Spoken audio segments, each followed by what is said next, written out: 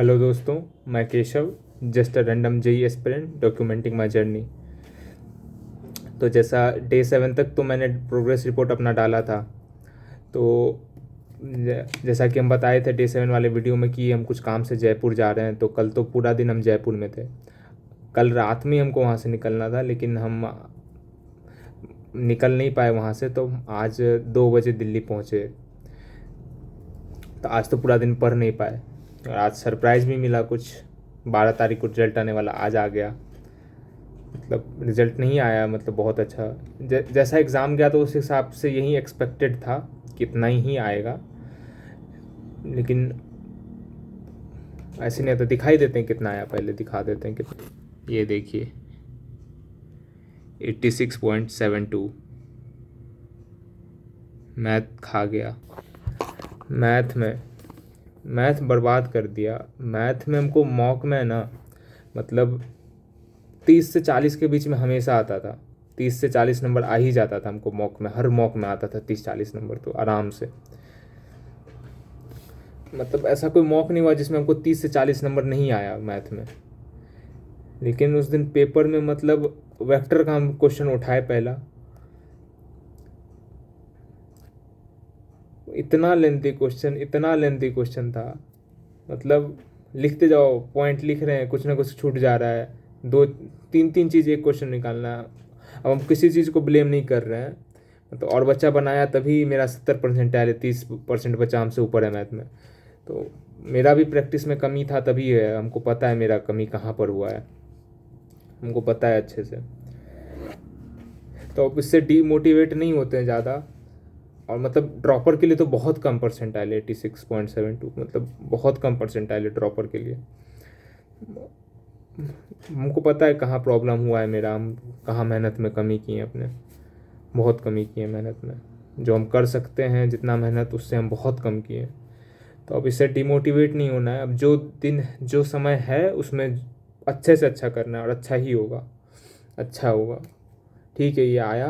अब जो आया सो आया। अब जो है नेक्स्ट अटेम्प्ट, अप्रैल अटेम्प्ट, फिर एडवांस, उसमें फोड़ देना है, अच्छे से फोड़ना है।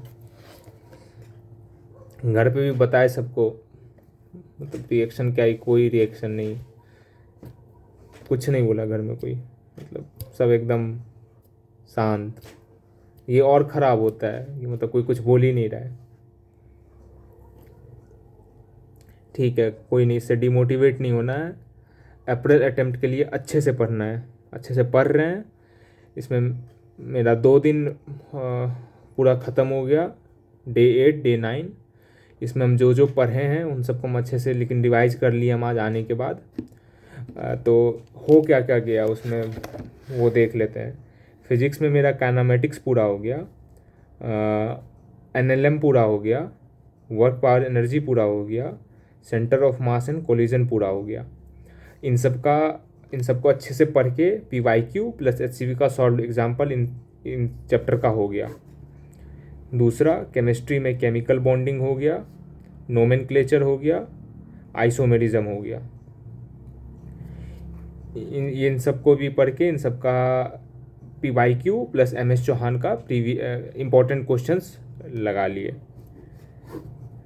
मैथ में क्या क्या रिवाइज किए? मैथ में बाइनोमियल थ्योरम, वेक्टर, हाँ बस यही दोनों किए हैं। इस दोनों का पीवाईक्यू और प्लस पीवाईक्यू प्लस एडवांस का दोनों चैप्टर का 20-25 क्वेश्चन, लगभग 20 मान लेते हैं, 20 क्वेश्चन किए थे लगभग दोनों चैप्टर का अराउंड। तो इस वीक में मतलब 7 दिन में इतना किए, अब 9 ही मान लेते हैं क्योंकि 2 दिन इसमें ही, 2 दिन तो अब 9 दिन हो गया ना।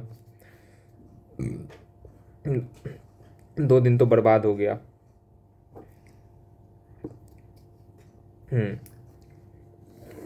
तो अब कल क्या करना है? कल पहले हमको करना है रोटेशन चालू फिजिक्स में। सेकेंड, केमिस्ट्री में जीओसी पढ़ना है। रोटेशन का भी लेक्चर हम करेंगे, मोहित सर का कंप्लीट लेक्चर करेंगे रोटेशन का। और जीओसी का वन शॉट देखना है हमको, मंजिल का, बस।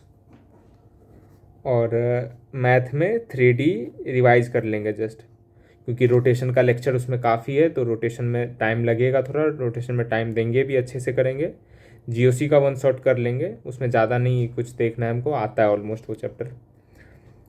3D आता ही है, लेकिन उसका एक बार फिर से लेकिन क्वेश्चन लगाना है इसका, क्योंकि 3D में क्वेश्चन बहुत बहुत ज़्यादा लगाए नहीं है, तो उसमें उतना मतलब कॉन्फिडेंस नहीं आता, लेकिन पढ़े हुए हैं 3D, तो कल ये करना है। कविता लिखना और पढ़ना दोनों पसंद है हमको। लिखे तो नहीं है ज़्यादा, 3-4 ही लिखे हैं, अपना लिखा हुआ कभी और सुनाएंगे। लेकिन एक पोएट कवि हैं, हाँ, बिहार से ही थे, राष्ट्रीय कवि उनको कहा जाता है, रामधारी सिंह दिनकर जी। उनका एक बहुत ही अच्छा कविता का पुस्तक है, रश्मि रथी। उसमें वो महाभारत को लेके बहुत चीज़ उसमें पोएम के थ्रू बताए हैं। मेनली कर्ण के ऊपर है वो बुक, कर्ण का बहुत सारा चीज़ें बताएं, मतलब पोएम्स के थ्रू वो। तो उसमें तृतीय सर्ग है, मतलब 3rd चैप्टर जो है, उसमें उसका जो एक पार्ट है वो काफ़ी ज़्यादा मोटिवेटिंग है, बहुत अच्छा है वो। मतलब पूरा भी पढ़ो तो बहुत अच्छा है उसका। ये जो पार्ट है ये काफ़ी अच्छा लगता है हमको। ये इस तरह से कुछ हो गया पूर्ण अज्ञातवास, पांडव लौटे वन से साहस, पावक में कनक सदृश्य तपकर, वीरत्व के लिए कुछ और प्रखर, नस नस में तेज प्रवाह लिए, कुछ और नया उत्साह लिए।